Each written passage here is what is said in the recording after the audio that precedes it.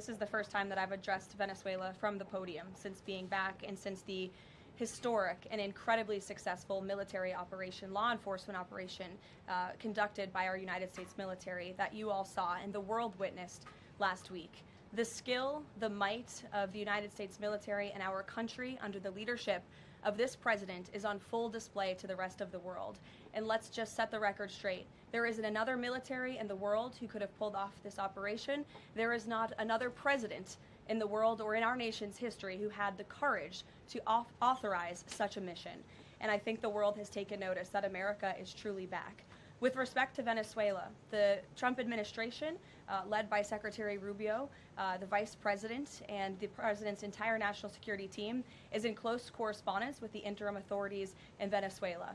We obviously have maximum leverage over the interim authorities in Venezuela right now, and the president has made it very clear that this is a country within the United States, the Western Hemisphere, close by the United States, that is no longer going to be sending illegal drugs to the United States of America. It's no longer going to be sending and trafficking illegal people and criminal cartels to kill American citizens as they have in the past. And the president is fully deploying his peace through strength foreign policy agenda.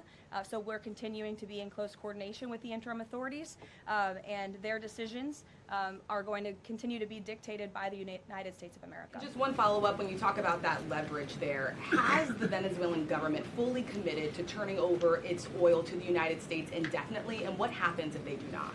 Well, as you saw, the president announced last night, this was a deal. This was a deal made by the president and his team with the Venezuelan interim authorities. This will benefit both the American people and the Venezuelan people.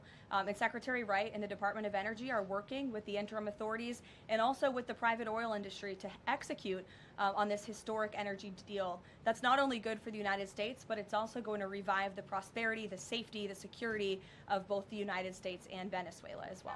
Following up on the oil part of this, the 30 to 50 million barrels of oil, how exactly is that going to work? You're getting it out of Venezuela into the United States?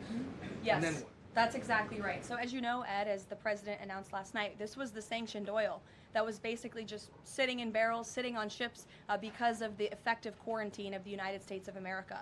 And the interim authorities have agreed to release that oil to the United States, so it will be arriving here at home very soon.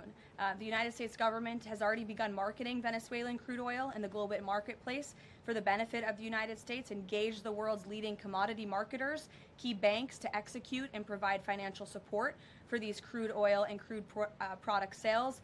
All proceeds from the sale of Venezuelan crude oil and products will first settle in U.S.-controlled accounts at globally recognized banks to guarantee the legitimacy and integrity of the ultimate distribution of proceeds, and those funds will be dispersed for the benefit of the American people and the Venezuelan people at the discretion of the United States government. It sounds like it requires a lot of private sector engagement and agreement And from the oil industry and the banking industry. That's Do you right. have that yet? There's a lot of private sector engagement that's happening right now. As you know, Secretary Wright, our energy secretary who's heading up this big project, is in Florida today meeting with some of these oil executives. And as we confirmed earlier, they will also be at the White House later this week. So they are absolutely eager to invest. They're eager about these opportunities.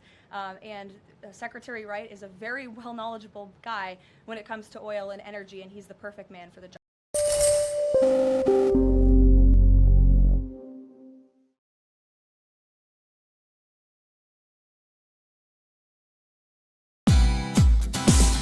Hey, thank you for watching this on CNBC TV 18. Hope you liked it. For more such interesting news and updates, follow CNBC TV 18 on all the social media platforms.